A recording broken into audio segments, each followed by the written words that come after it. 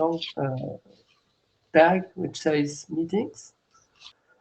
And from that tag, you can basically see, I'm sorry for the voice, you can basically see all the meetings, including today, and you have the usual buttons that you can find on the IETF agenda as well for the IETF meeting, where you can click to get CODIM, etc. You also have the agenda, and in the agenda, I prepare all the links effectively for the meeting.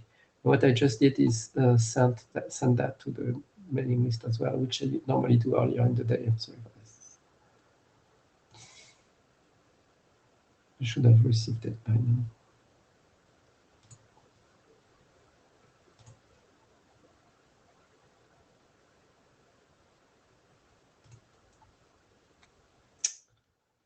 And the meeting will start in 5 minutes.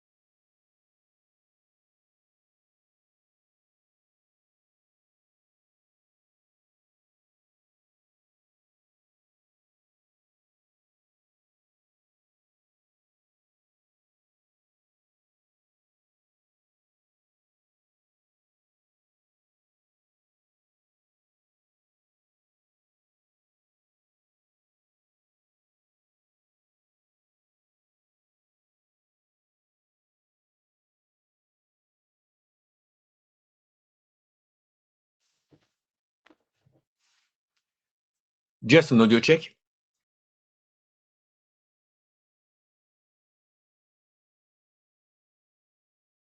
Hear you. So we get you, Eric. No problem.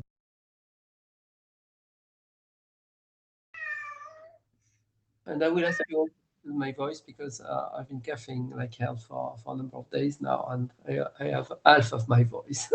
Sorry for that. I'm receiving echo. I don't know for more.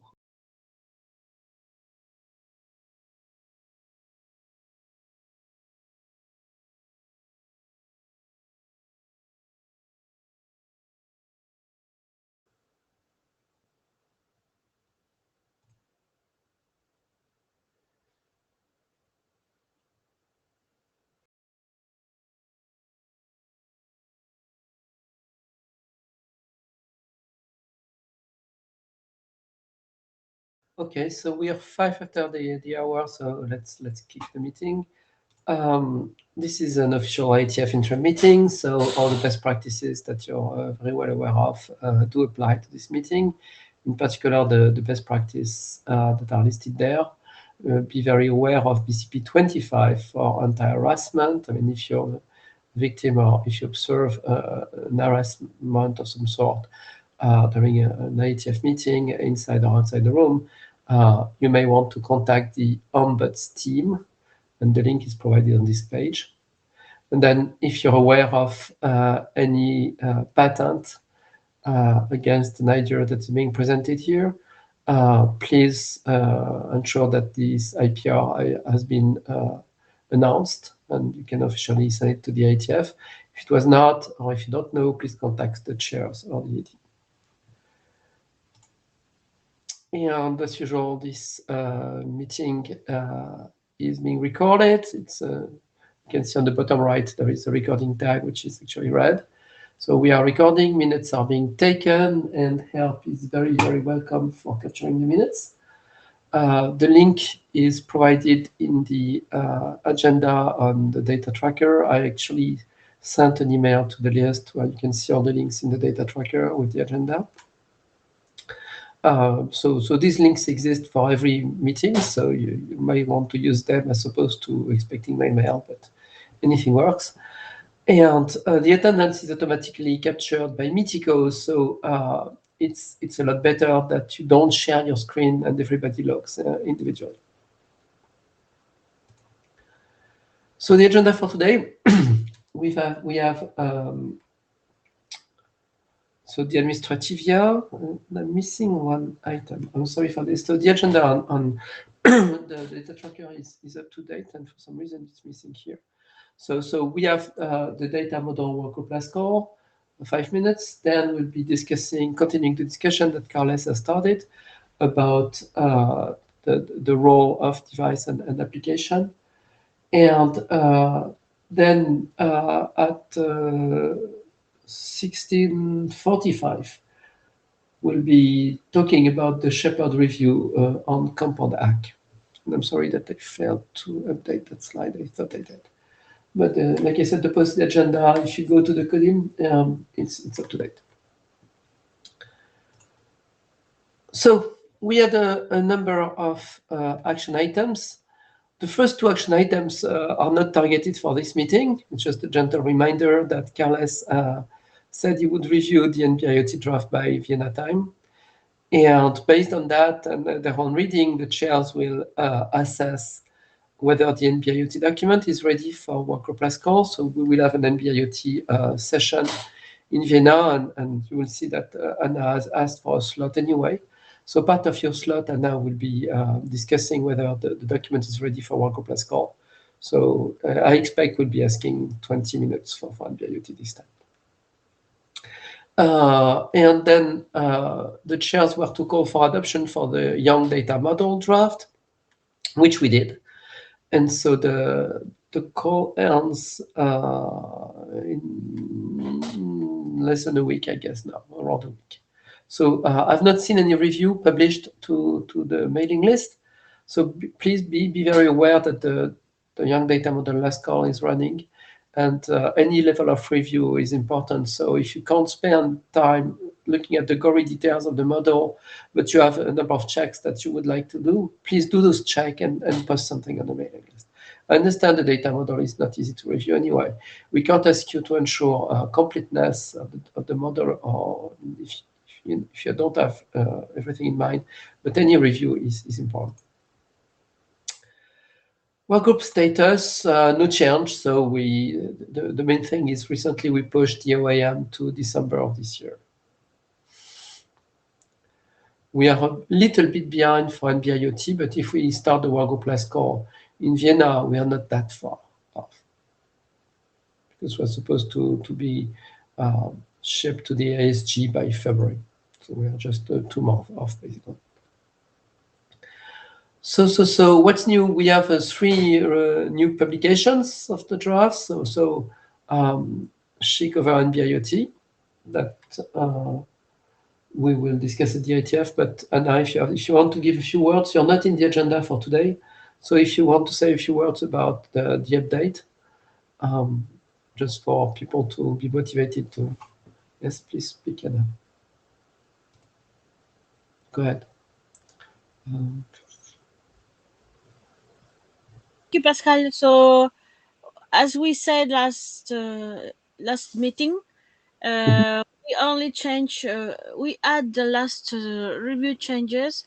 We eliminate the delay tolerant part that will be in a new document, and so now we need the reviewers in order to go for the last call.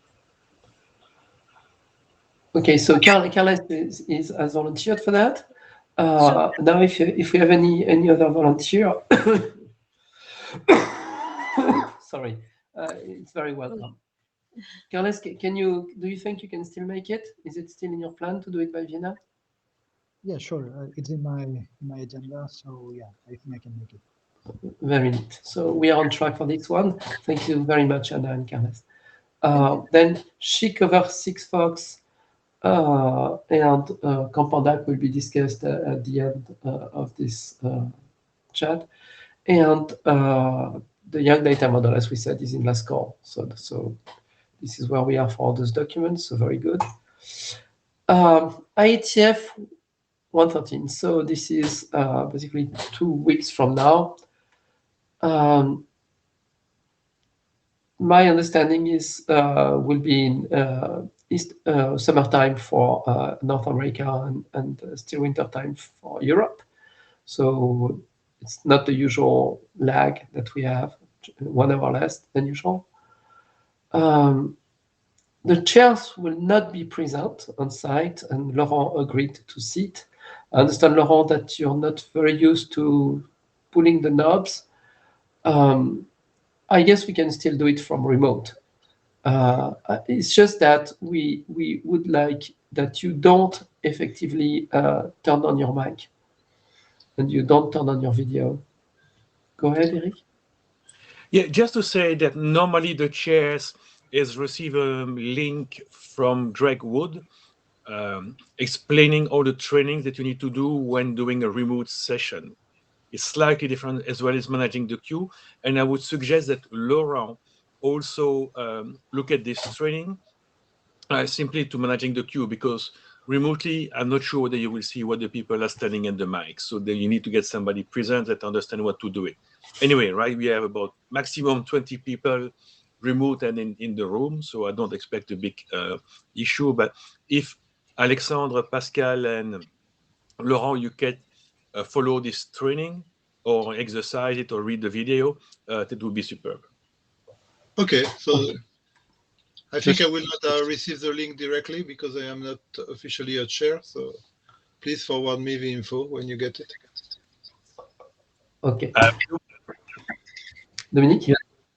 Yeah, just to mention that I attended this training yesterday as part of the role working group, so I can feed you in if you want, either now or later. And there are test sessions that you can program so you can rehearse ahead of time. That do not generate an interim meeting. It's just a training session purely on the mythical tools. But yeah, that's it. If you have questions, ask me. It's very nice, Dominique. We will be managing the documents, etc. Laurent, right? So all the piece of the training, which is how do you upload the documents from data tracker, how do you make them available to the people, etc., etc. All this we can take care of. And if there are people in the room who present and they do next slide, we can do that as well from here. So yeah, don't be too. I would say if everything works well, the only thing you have to do, the one who sits in the room, is to remind people who enter the room physically to turn their Miteco light client on the phone or computer so that they are registered in the blue sheet. Otherwise, if somebody comes in and does not start the Miteco session, then they're not registered. That's the only real thing to do if networking and everything goes well. Now, in case both chairs lose connectivity, then there is more to do. But the basic stuff is remind everybody to be connected on Miteco and be connected with the light version so that they don't send audio and they don't mess with the AV system of the room. That's the most important thing. I don't expect that both chairs will lose connection at the same time. I really hope we don't, because we are not located at the same place at all. And with things which are happening around the world, if something happens that makes it so that Alex and I cannot connect, I don't know if the meeting will take place. Okay. So anyway, blah blah. So we have a call for presentation ongoing, and I have to publish the early agenda by tomorrow. And basically the meeting, the agenda is final, so we'll be meeting virtually or physically. For those meeting physically, it's going to be on Tuesday at 1 p.m. Vienna time, which is also your CET time at this time. So it's the first afternoon session. It's going to be in room Grand Park Hall 2. And basically the request I've received so far, I've received a request for an hour for NB-IoT, and you did not specify time, but like I said, I expect 20 minutes because we want to discuss the capability for adoption, and maybe Carles will present his review comments. Then we have Juan Carlos, who asked for 2 slots, so he asked on behalf of Sigfox for the profile draft. Yes, Juan Carlos, you wanted to speak? Go ahead. Yeah, sorry, just a quick one to say that Diego will be present. Diego got a grant from the IETF, so fortunately he'll be able to attend, and he's going to present most of the SHIC over Sigfox, so maybe you can add his name to the agenda if possible. Okay. Thanks. No problem. Anyway, you will be sending slides, right? Remember that we always provide, I think it's already there, but we always provide in advance a template for the slides. I can check if I posted it. I think I did it, but I'm not 100% sure. So please take that template as the source for building your slides. And then Carles asked for 5 minutes. So far we have pretty much 35 minutes of presentation, 10 minutes of intro. So we have time for the Compound on Carlos, and I think you're going to get 5 to 10 minutes on Compound. Depend on how much time we spend on the young data model. And Laurent, you did not ask for a slot till now. Oh, I missed it? Yes, I sent it. Oh, okay. So I missed it. Oh, I know why. Because it was you were the first to reply. Yes, it was too early. Very, very early. No, it's just that it's not attached to a thread. So for some reason in my mail it's not attached to a thread. But now I remember seeing it. Okay. So it was a good remember. So how much time did you ask? 10 minutes? Okay. I asked 15, but 10 I think is 15. Okay. You would get them. So no. Depend how much. So fight with Anna. You know what? So you manage with Anna. We give you roughly 30 minutes for both of you. They don't want to be there for the fight. Okay. Okay, that's pretty much it. So since I did not receive slides, I will jump back to the to the agenda. So the first thing is 5 minutes for the data model worker Pascal. So Laurent, maybe you answered for today and not for the IETF. No? Maybe. Probably, yes, because that's why we're mixing. But you answered to ask for the slots that you have just right now. And I also asked for next IETF, and I think you did not reply. Okay, sorry. But I have nothing to say today, so... Well, you have 5 minutes to not say it then. Okay.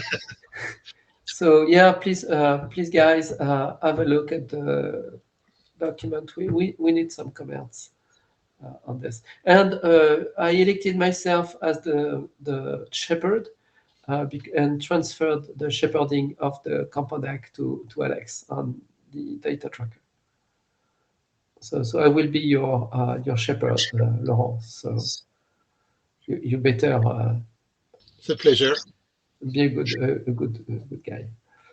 Okay, so that's it for the workgroup last call. So what about this dev and app discussion that was very heated last week, and I'd like to continue. So everybody remembers the context, or do we want to just remind the context? Carlos, do you want to remind the context just a little bit, just to make sure that people have the prime in mind? Carlos? Hello. Yes. So the idea is that in LP1 we have the roles of dev and app that corresponds to the constraint device, whereas app corresponds to the network side, say application server. And it is clear which is the role of each entity when performing the header compression or decompression.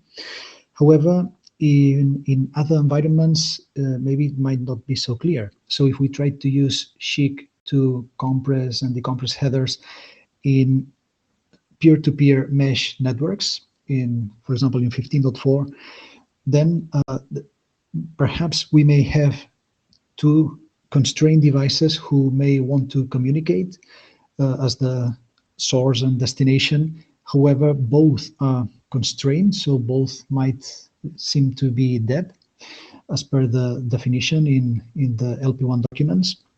So then the question is which is the role that each of the endpoints should assume. Okay, because in fact the rules for compression and decompression are expressed in terms of dev and app. So here we have a sort of mismatch. And well, based on the feedback that has been received so far, it seems like there is a preference for trying to keep the app and dev roles as they have been defined, trying to reuse to the extent possible the existing SHIC functionality. And there could be like alternatives like defining new roles or something like that, but perhaps that deviates from SHIC as it is too much. And well, then I didn't receive more feedback. One point is that perhaps the nodes that would communicate in this sort of peer-to-peer mesh network might need to know which is their role, whether they are dev or app, perhaps for each possible endpoint. That's one possible approach. And then there's another topic that, well, I haven't fully developed yet, but perhaps in some cases, we might have problems as well with intermediate nodes who are forwarding or routing packets in the middle, say, in the middle of the path between a source and a destination, which might be like several hops apart. In route over, I understand that intermediate nodes would need also to be able to decompress packet headers, and then there could be a problem because, yeah, maybe these intermediate nodes might need to know as well which are the rules that are being used by, say, any pair of endpoints, and even their roles as well within those rules. So yeah, this is like some additional topic that wasn't brought up before, but yeah, I think that's like the current state of things.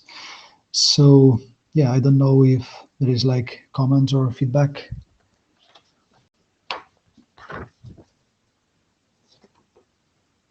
Dominique, you're first on the queue. Okay, thank you. Yeah, I may have missed part of the conversation that was going on in mailing list. To me, Dominique, can you go near your mic, please? I'm sorry. Can you hear me? Better now. Okay. I may have missed part of the conversation that was going on the mailing list. I was wondering why you don't just introduce a new source and destination IID and prefix CDA in check to cover for that, so that nodes don't have to know if they are app or dev or whatever. What was the rationale for not doing that? It seems pretty straightforward to me. Yeah, so actually that was like our initial idea, and in the draft, which is a 6-law, well, it's intended for 6-law, which aims to use SHIC for 15.4 for header compression. That was sort of like the initial attempt that we had in 01. However, then the feedback that was received from the LP1 working group in this interim, also on the list, seemed like to prefer sticking to dev and app and not defining source and destination. So yeah, I also was like initially, as the first attempt, perhaps the straightforward solution to define something like source and destination. Then it's true also that using dev and app, in principle, at least in the LP1 scenario, has the advantage of allowing a rule to be used in both directions, whereas with source and destination, we might need to duplicate the rules. However, yeah, I don't know if maybe there are like other effects to be considered if we still try to stick to dev and app in the mesh peer-to-peer scenario. It seems we could still use the same rules if we overload the meaning of up and down to mean source to destination and destination to source.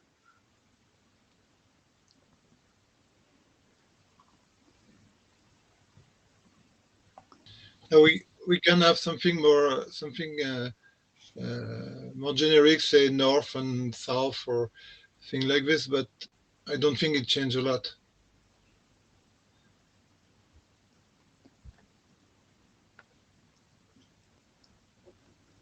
Okay, so there is a sender and there is a receiver, right? And usually the sender is the device. It's our habit, and the rest, it doesn't have to be, but it's usual. Because you have the sender, let's say it's the device, but when it can receive an acknowledgement from the network. Yeah. So the sender becomes the receiver. Yeah. But the acknowledgement is an upper layer packet, which will be compressed as well. So the sender, I mean, basically, the way I would say it, if you're peer-to-peer, it could be that for every packet, whether it's an upper layer acknowledgement or whatever else, there is one node which is transmitted that packet to the other. And that node could implicitly become the device. Just device would be implicitly sender, and then it would basically the rules that we use in P2P will not be the exact same rules as in LP1. So they will be highly symmetrical because the traffic may go either direction. And so you could for the one packet be the sender of the packet, and for the next packet be the receiver. And so one way of solving this problem is to dynamically say, if I'm sending the packet, then I'm the device, whatever the packet is. I'm just suggesting that. If it doesn't work, fine. But we need to expect rules which will work on both directions. That's for sure. Yeah, and you can, in fact, now the rules are working in both directions because the direction indicator is B. If you put it up or down, then you split the rule in two and you keep dev and up. So what I wanted to say in the queue is that I didn't look for over implementation, but in OpenSHIC we have the rule, and then we have a device ID that is associated to the rule, and the rule of course are the same in the dev and the app. So what definition we can give that in the app the device ID is not where the owner or where the instance of SHIC, but it's the other end. And for the dev, the device ID is the dev ID. So here we break the symmetry by this information, and to get the device ID is something very important because the core part of SHIC this way knows where to send the information. So it can be a LoRa Dev UI, or it can be in what we are doing right now in OpenSHIC with Ivan is that we use a UDP tunnel. And UDP tunnel is something that could be quite close to something that is mesh. Then there is another question. I mean, when we talk about mesh networks, so on the first hop, of course, the sender is, so if we have a route over, then the second hop doesn't have anymore the def UI information from the sender, from the initial sender, right? So basically, either we have SHIC that is on the link, directly on the link, in which case the def UI, like def and app, makes sense. But if we are somewhere in the middle, then you know, it's not clear how to interpret the def address. So Alex, there are two ways of looking at this. The first one is to look at it from the perspective of each hop and say that if you compress the IP header hop by hop and decompress it, but keep the upper layer compressed, then you can forward the packet over multiple hop and just decompress the IP. That's one way of saying it. You don't compress the IP, or you just compress and decompress the IP, but you leave the rest compressed. So it's one possibility. If you think about mesh under, for instance, you would not have a problem because in mesh under you expect that the MAC layer is not compressed at all, right? Yes. Yes. So same thing. You can say if you're doing in route over, you can say either I don't compress IP or I compress IP, but separately from the upper layer, so the upper layer packet can stay compressed without decompression at every hop.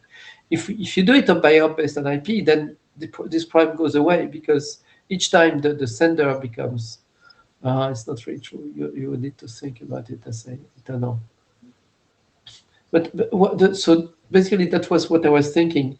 Separate the compression of the IP from the rest, and do the rule for compressing the IP at every hop. Mm-hmm. But that's a bit complex, and you would need to know the source IP in the middle. That's for sure.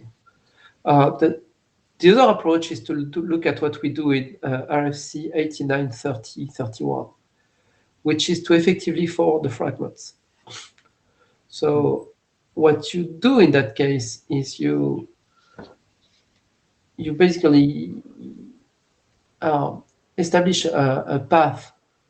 Then again, it could be a tunnel or label switch path between the source and destination, and then you forward the SHIC encrypted packet along that path. So you just signal the path with a label of some form. So none of them is really attractive. But... Mm-hmm. Yes. So perfectly agree. But then the question is this still a question about, like, if we're on one link, on one hop, we can pretty clearly say, well, the def is the sender and app is the receiver. They're on one hop, right? And we can use both, like we can use the MAC layer to actually do the, do the calculation and do the computation. But if they're not on the same hop, then you cannot use that notion, right? Yes, but just the problem is, what do you want to do is to compress IPv6 or to compress, for example, UDP co-op? Exactly. If you compress only the payload, then you don't have a problem, right? If we just if we say that 6LoW is good for IPv6, then SHIC is more for upper layers. So here we have a dev and an app, I think. If we say it should compress also IPv6, then here it's more complex. Well, the def IID is, so here the question is about the CDA actually, right? The def IID and app IID, right? There is two things: the name and the functionality behind the name.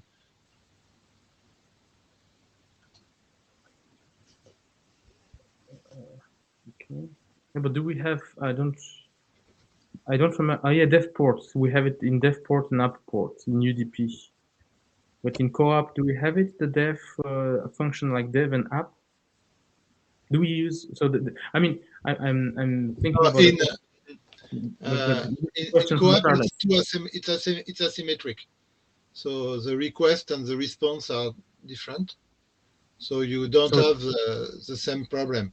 But in UDP, yes, we have dev and app. Okay, so the only question is then, I mean, getting back to Carlos' original question. So it seems to me that either you have a mapping, like a clear-cut mapping, like, well, that's one link, in which case you can actually reuse the MAC addresses to, to compress IP addresses. So in which case we need to specify how to interpret the dev and the app in that sense. But if you are if there's more than one hop, then you cannot really use these values. So the question doesn't. It's more complicated than that. Yeah. Do you see what, Carlos? Do you see what I mean? Do you agree with this? Yeah. I agree. Because to some extent, an intermediate node in route over, if we assume we compress also the IP addresses, then would need maybe to know, say, all the rules in use, all the roles in use, who is dev and app for each pair of endpoints. So yeah, that was like increasing complexity. Yes, I don't. I've been thinking about it since you mentioned it, Carlos, but I really don't like the idea of trying to do multi-hop. And SHIC has always been defined for a direct connectivity between two devices, and you compress between those two. And relaying that, I guess, the more I've been thinking, it doesn't make much sense. So if you really want to do a multi-hop network, then stick to 6LoWPAN for IP, as Laurent said. And don't try. I mean, that's just taking us too far. Laurent? Yeah, I just remember your slide from last time, and you make a triangle between three applications. In this scenario, you consider that you were on multi-hop, or it was direct communications? Well, in that case, I wasn't. So it could be any. I wasn't thinking about the problem of intermediate nodes, but actually there was a hidden problem, which is, maybe there was like just one hop, or maybe there could be nodes in between. So this could be like an end-to-end multi-hop communication. So yeah, if it's just one hop between, say, neighboring devices, then it's easier. Otherwise, if it's multi-hop, then the problems that we are discussing now arise. So yeah, at the moment, I was not like aware of say the actual issue that would come also with multi-hop and intermediate nodes.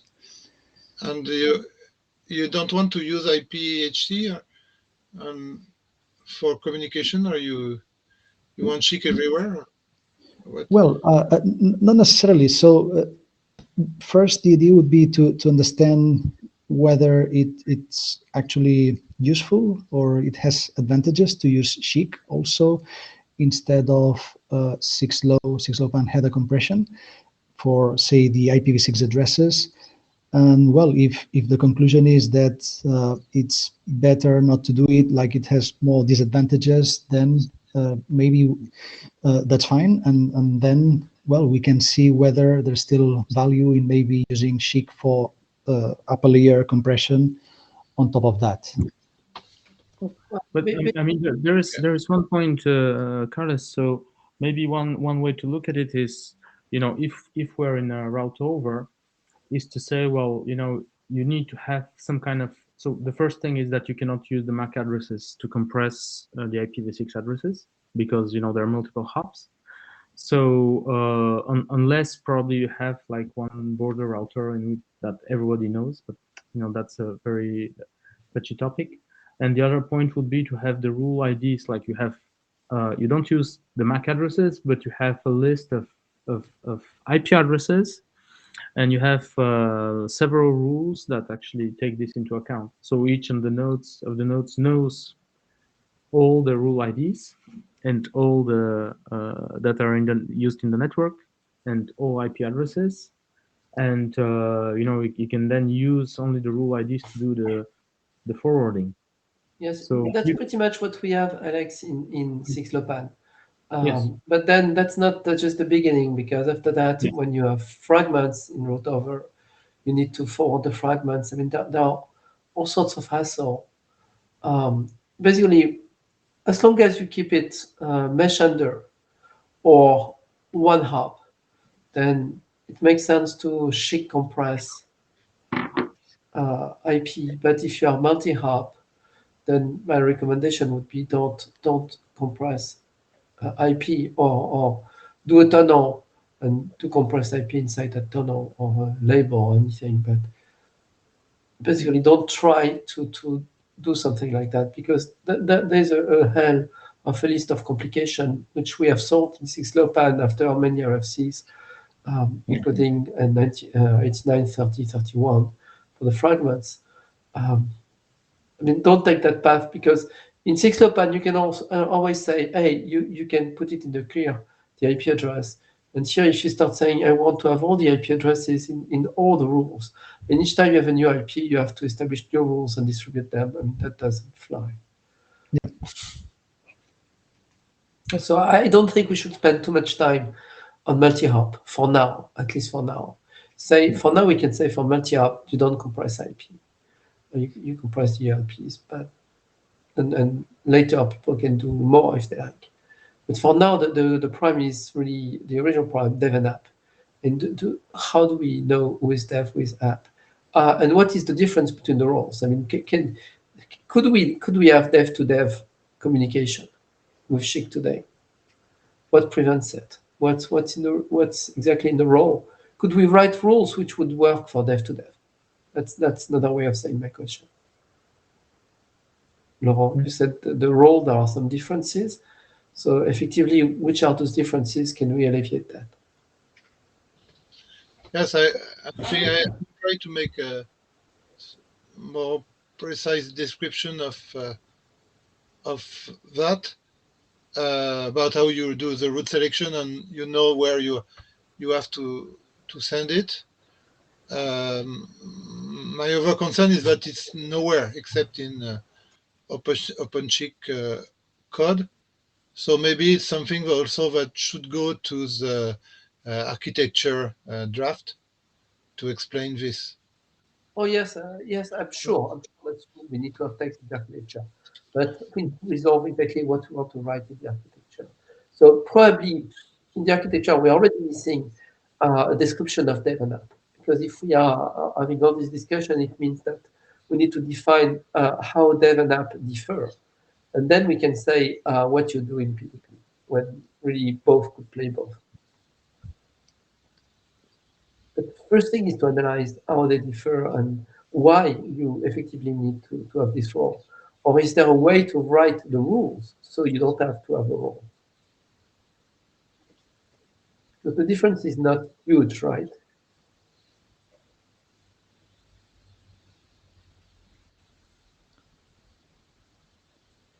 Okay, so yes, let's discuss exactly on the mailing list what dev is and what app is and how they differ. I think we should start there.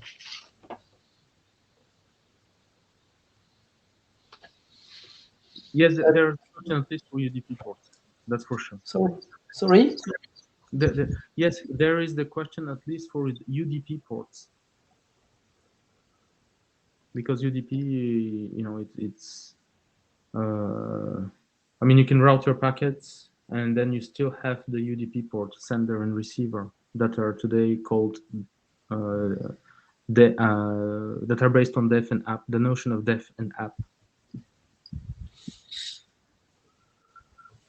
And Sergio, Okay, yes. we have 15 minutes, and we wanted to also talk about the Shepherd review. I don't know if you want to jump to that, or you want to stay more on Dev and App.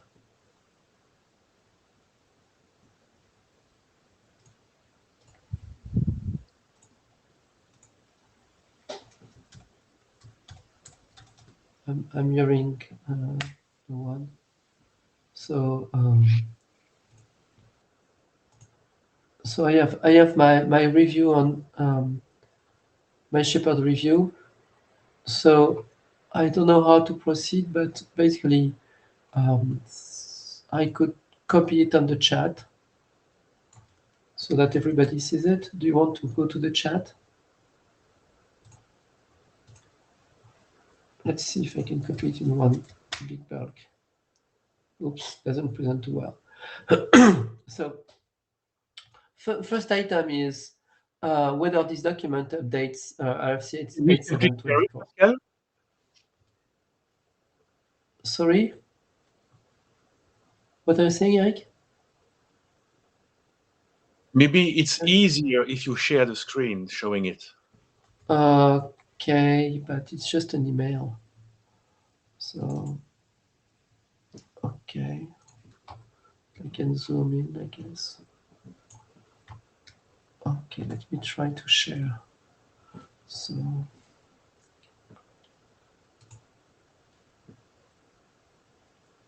slots are, okay, I need to stop. Okay.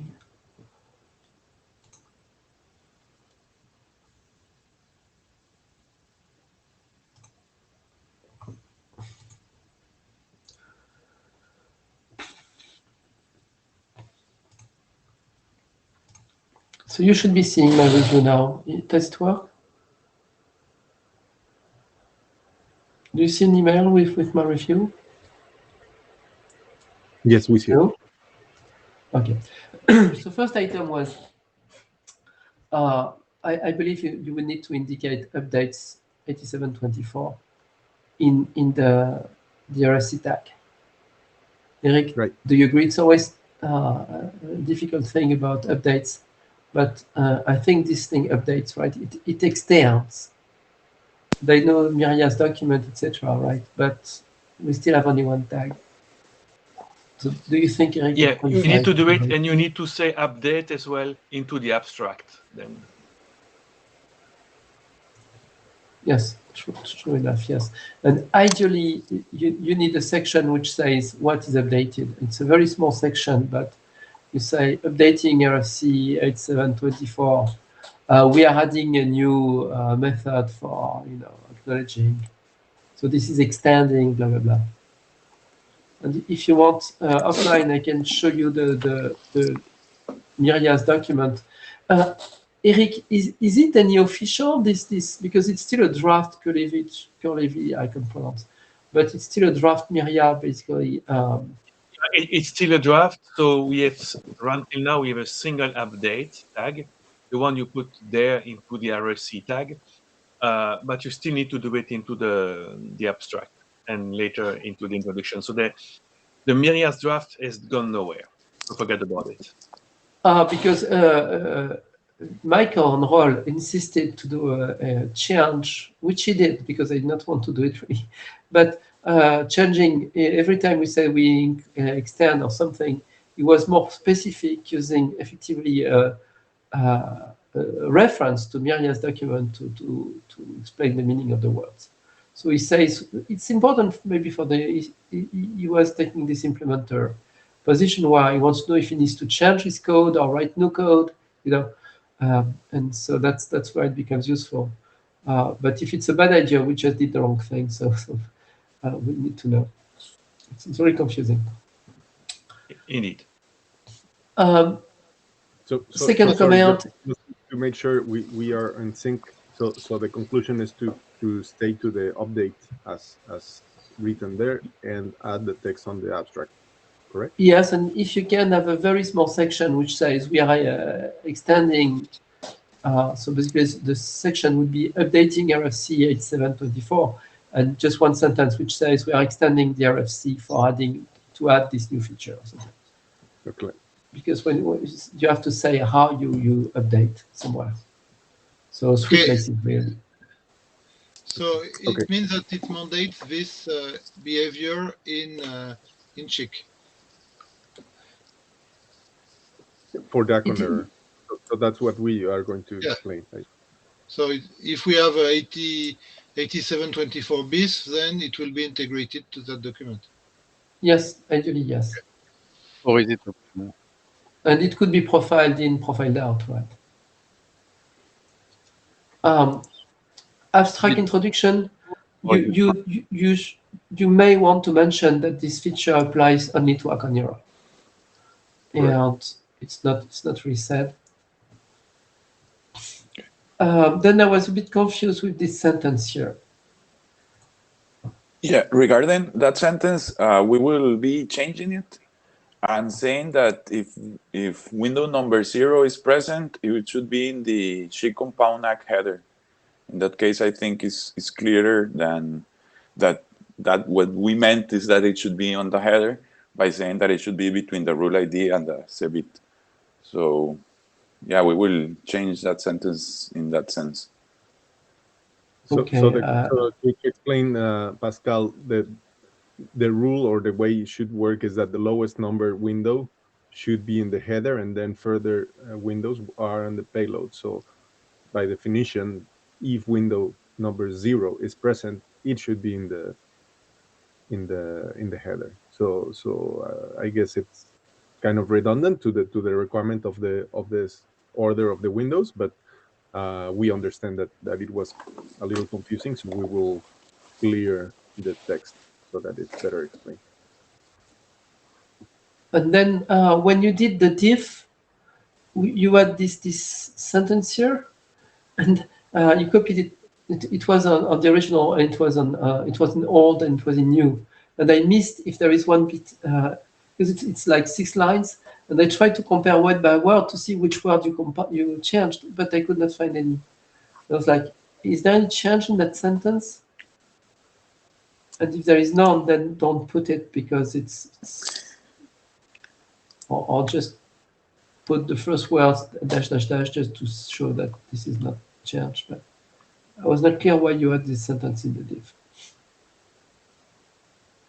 Okay, we'll double check that. Yes.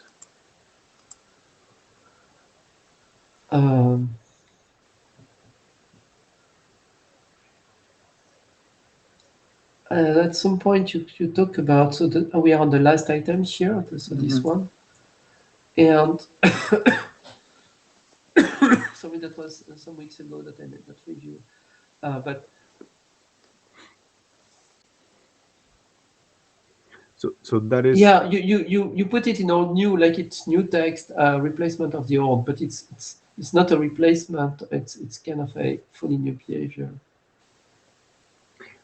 It's I guess it's a matter of interpretation. That it's true, and we were discussing about it. It's true that in 8724 the receiver is not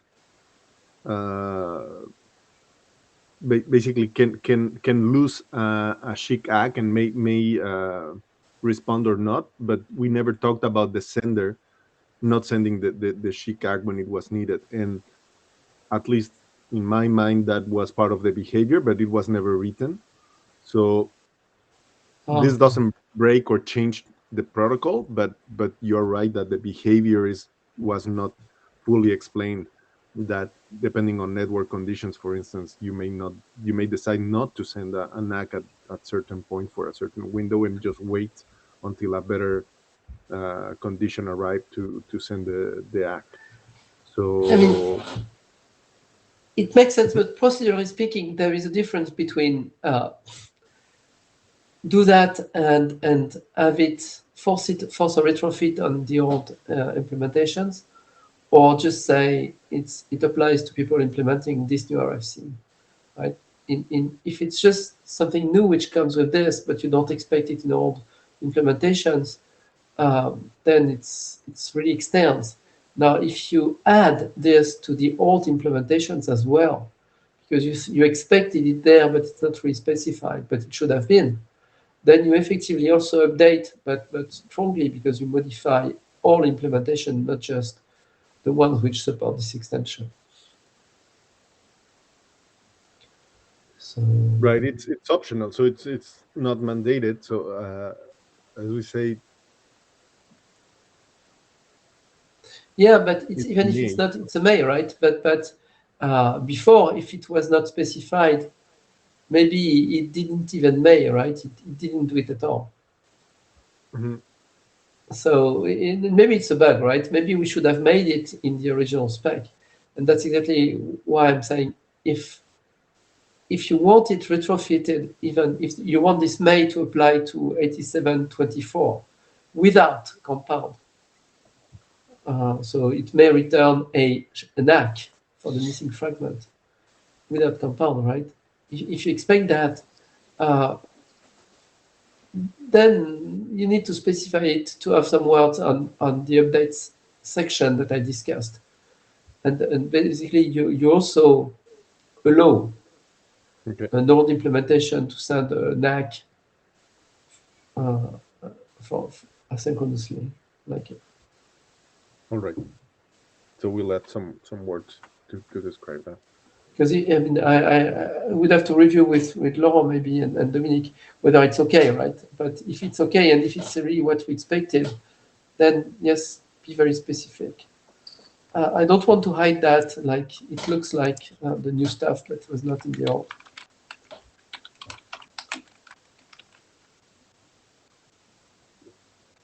Or if you say, if you want to do it all new, you could say old.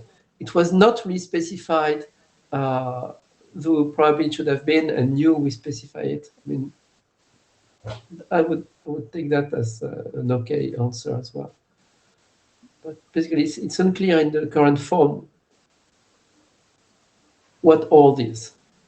Okay. No, new is very clear. New text is what I have here. But what old text is, apparently old text is implicit. So, yeah, you may need an errata if you think that text was supposed to be in. I would have to look at the detail. You could do an errata first and then. I can't hear you well. Maybe your voice is coming too far. Dominique, your voice comes and goes, and it's hard to understand what you're saying. Okay, I'm saying you could do an errata on the first draft if you think text was missing that should have been there, and then do the old versus new based on that errata. Is that correct, Eric? Can we do that?